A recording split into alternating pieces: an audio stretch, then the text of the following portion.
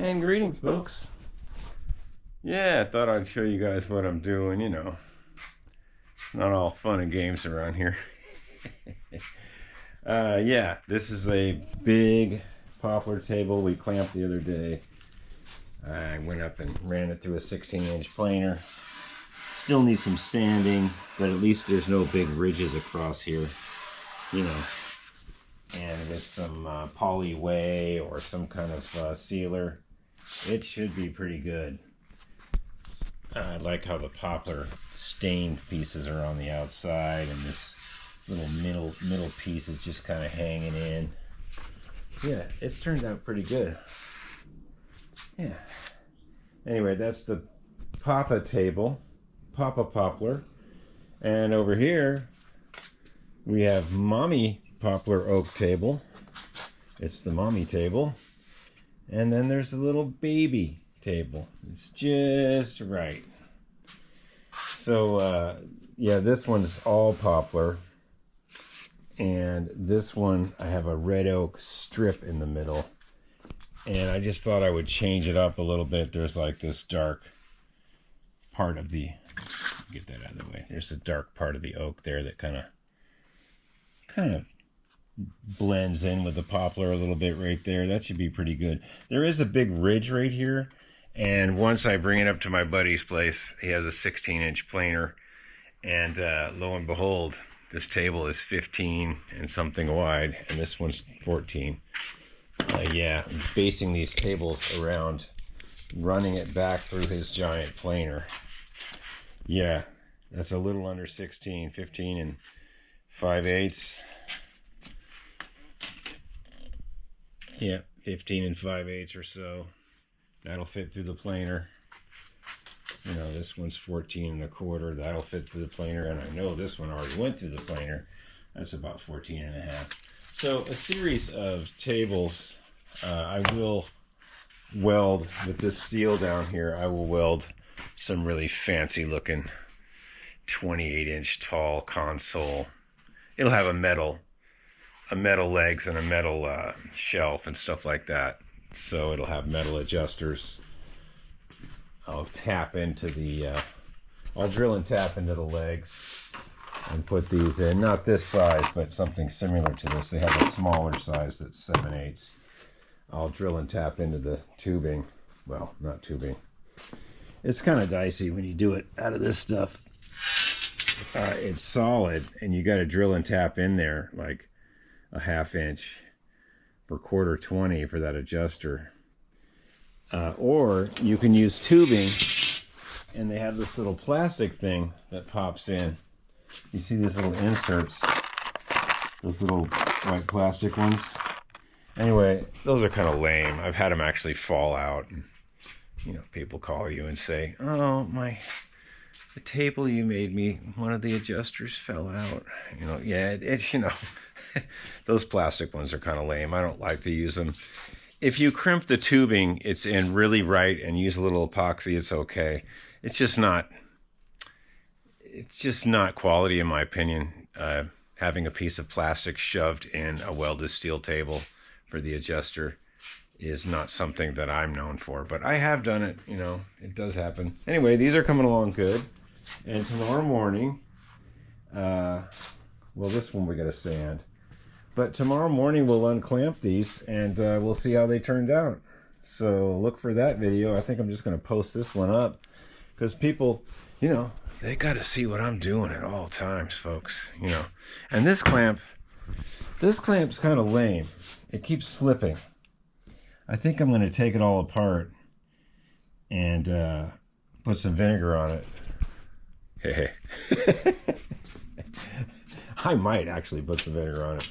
If I pound this peg out or grind that peg off, I can get this cinch piece off. I think that's just dirty in there, and maybe this rod has to be really clean for it to catch.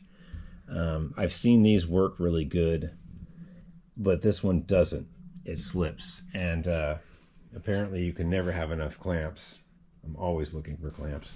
Okay, you guys be good, and think about subscribing. And we're getting pretty close to the 4,000K mark where there's going to be ads everywhere. It's not my fault. I don't get to pick how many ads or where they play. I get to pick, I think I get to pick where they put them. Anyway, there is going to be some ads soon. I apologize, but that's the way YouTube makes their money, and I'll make about $1.08, $1.15 a day or something. It'll be great. I'll really be rolling in the dough. Okay, so yeah, here we go. And tomorrow morning, we shall unclamp these. All right, have a good day. Keep it all positive. You got this.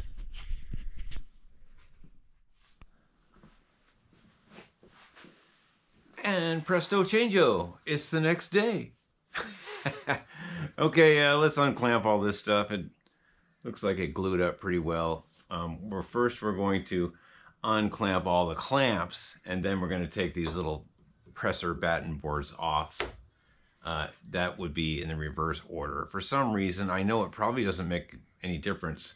I always leave these on until the end because those were the first to go on before you clamped it this way.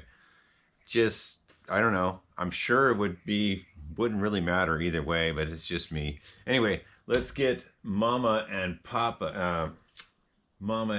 Baby poplar table unclamped. Okay, let's get going, folks. We got stuff to do.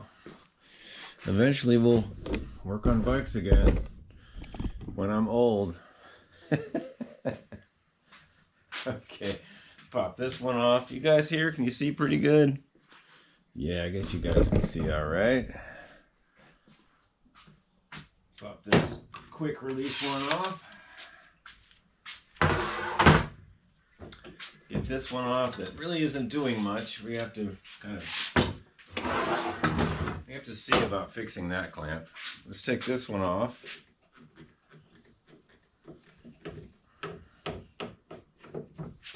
Okay. Take this one off. Well, that one's tight. Somebody's really putting off on that one.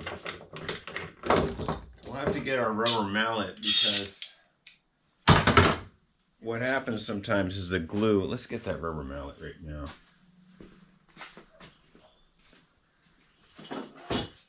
The glue, you're gluing each piece to each other, and then the extra glue goes to the table. Sometimes these are actually glued to the table, so that's where that comes in. All right, let's undo these.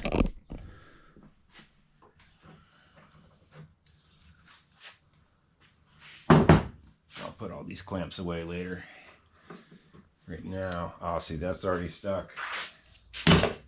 Yeah, the extra glue, see, the extra glue, that piece on top there to keep it level. There we go. Yeah, see, it was a little glued on the seam. It actually took some of the table with it. That's nice. Okay. So that turned out pretty well. Let's take these batten boards off now. I'm sure there's a technical term for them. Batten boards, I don't know. Comment down below. Those are table presser boards. All I know is they help keep the table flat. So when you do run it through the planer, you're not losing a bunch. See, right now, when we run it through the planer, that's barely even a 1/16 of an inch difference there.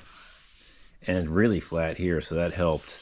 So we won't have to run this through so many times.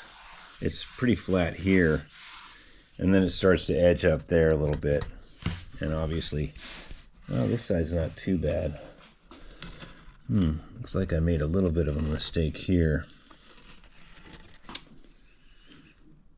Yeah, I think I was supposed to put that little chamfer out. Oh, there's one there too, though. I'll probably cut this table to get rid of that. Maybe I'll cut this a little shorter.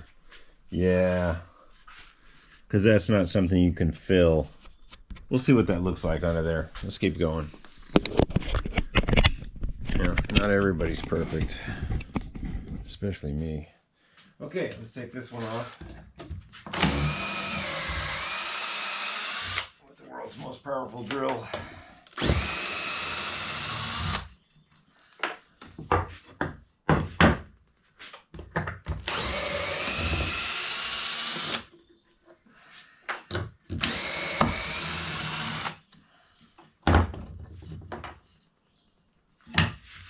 Okay. Oh, that one wasn't too bad. Didn't have to rubber mallet that one. Okay, so here's what I'm talking about here.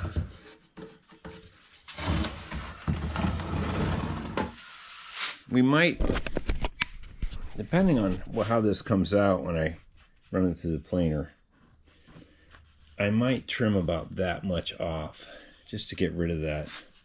I really didn't have a choice. There was two edges, and I didn't want to use this side. It wasn't fancy enough.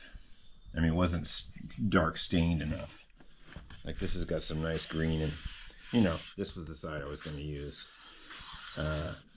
This looks like it'll plane pretty good, but right here, let's see what that'll come out as. I'm sure it'll be okay. Yeah, we'll just make it a 34-inch table or something. Yeah, depending on how that planes out, there's still going to be a big gap there. I think we're probably going to cut this to 34. This edge isn't square anyway, so this will be a 34 by 14 1/4. It'll be pretty good. Yeah, I can live with that. All right, let's put this one aside in the pile of tables that need to be sanded. Okay, that's the Papa poplar, and this is the baby poplar. And let's unclamp the mommy poplar. And mommy poplar has some red oak in it. It's pretty special. Okay, this was the last one I put on, so it's the first one to come off. I'm sure it really doesn't matter at this point. You'd be surprised how strong glue is. And I did not biscuit join these tables. Sometimes I do, but with this thin wood, I don't do a lot of biscuit joining on the thinner stuff. It just seems to be counterproductive. But on the bigger, thicker stuff that's really warped, if you biscuit join it, you can push down the warped piece and the biscuit will go in, and I'll show you that someday. But for now, let's take these off. Oh, that was a tight one.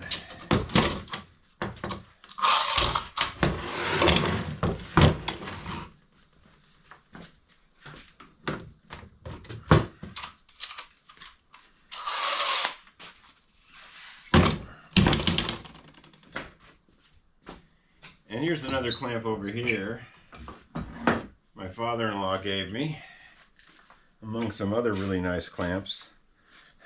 This one is made in USA. Yeah, you got that right. Doesn't say the name on it. It just says made in US, number 22. Yeah, this thing is hardcore. If it ever does break, you can replace this piece of wood. There's some notches, I guess, someone put in there. This clamp does still work very well. I should probably oil that up. Okay, let's undo these batten boards or straighteners. Or yeah, that one really didn't do much, did it? Yeah, it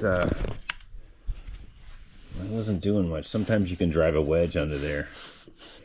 Yeah, that one, maybe it's because it was so thin. This one did something. Yeah, we'll run this through the planer. It'll be okay. I mean, you never get much out of that technique. It's more or less to make you feel better.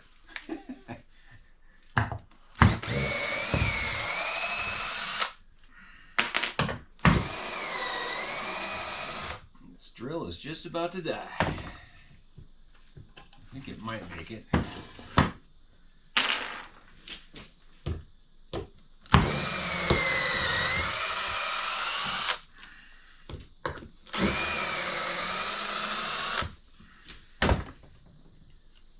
Okay.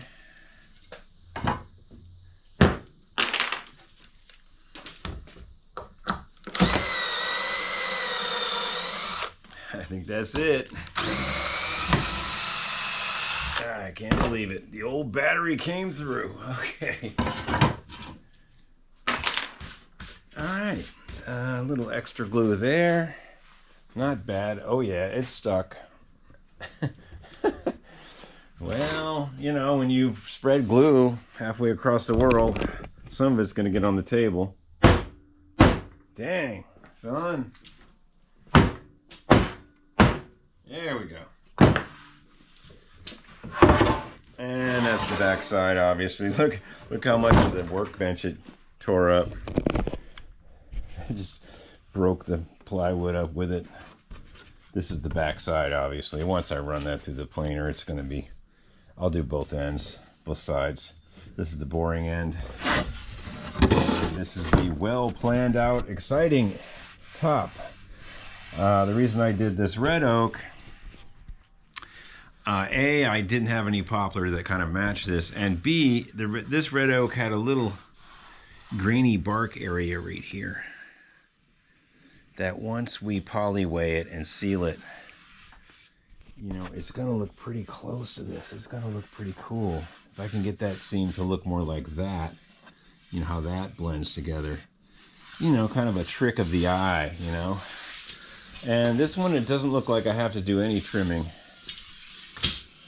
Just running it through the planer. So this one will turn out to be, what did I say, 40 something? Yeah, this will be a 46 by 15 and 7/8. Pretty much keep this size. All right, let's put it over in the, we have to do a lot of sanding and planing. These two, this one and this one, are going back up to my friend's 16-inch planer. But in the meantime, as per course, we need the workbench empty because it's like having an empty pickup truck, you know. It's money. It's good to have an empty truck. It's good to have an empty workbench. Okay, so this is good. These are going to turn out nice. You know, in retrospect, I probably should have hunted around for another piece of poplar, because this isn't really going to be a set, but that one's going to turn out nice. Papa, Mama, and Baby. It'll be good. I will trim this off a little bit.